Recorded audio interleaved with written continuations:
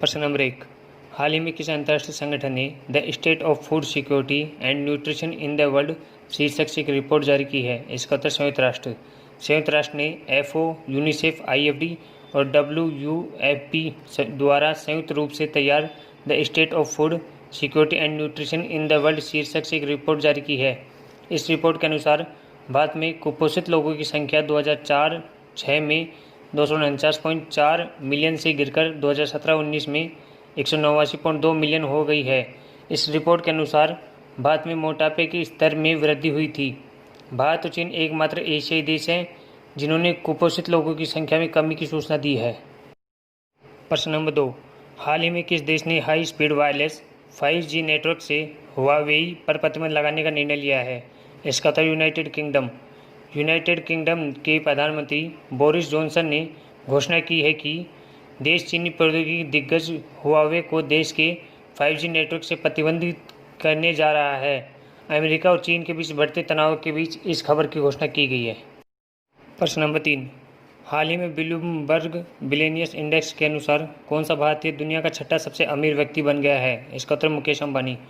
Bloomberg billionaires index के अनुसार Reliance industries के अध्यक्ष मुकेश अंबानी दुनिया के छठे सबसे अमीर व्यक्ति बन गए हैं। मुकेश अंबानी इस स्थिति तक पहुंचने के लिए स्पेस एक्स के संस्थापक एलोन मस्क और अल्फाबेट के सह संस्थापक सर्गेई ब्रिन और लैरी पेज को पार किया है।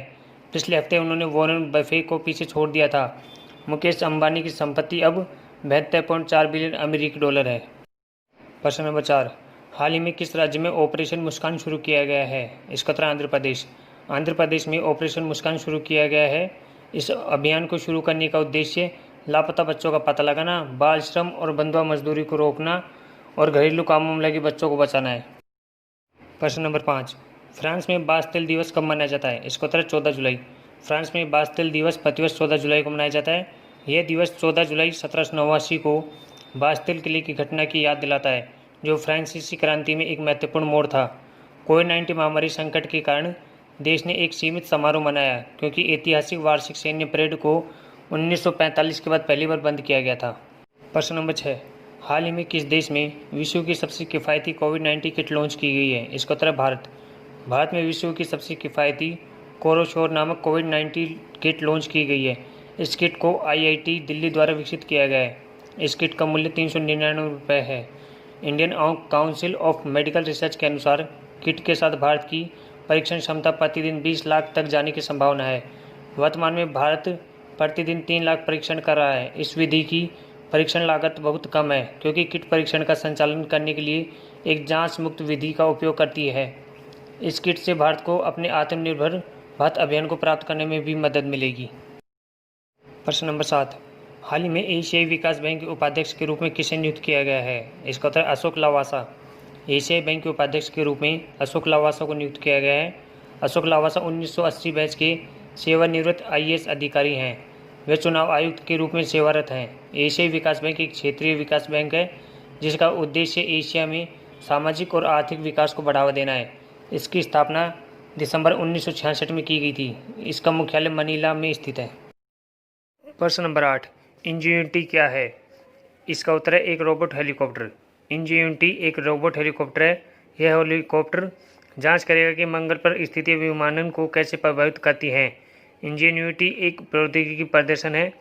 यह किसी दूसरे ग्रह पर नियंत्रित उड़ान करने वाला पहला विमान है। इसे नासा के मंगल 2020 मिशन में तैनात किया जाएगा। मार्स मिशन 2020 को 30 जुलाई 2020 को लॉन्च किया जाएगा। प्रश्न नंबर 9। नीला सत्यनारायण कौन थी? इसका उत्तर नीला सत्यनारायण महाराष्ट्र की पहली महिला चुनाव आयुक्त थी। नीला सत्यनारायण महाराष्ट्र की पहली महिला चुनाव आयुक्त तथा पूर्व आईएएस अधिकारी थी। 2014 में नीला सत्यनारायण सेवानिवृत्त हुई थी। उन्होंने 150 से अधिक गीत लिखे हैं। इसके अलावा उन्होंने कई मराठी फिल्मों के लिए संगीत तैयार किया है। उन्होंने हर दूसरे चुनाव आयुक्तों की तरह ही अपने कैरियर में कई चुनौतियों का सामना किया है। प्रश्न नंबर 10।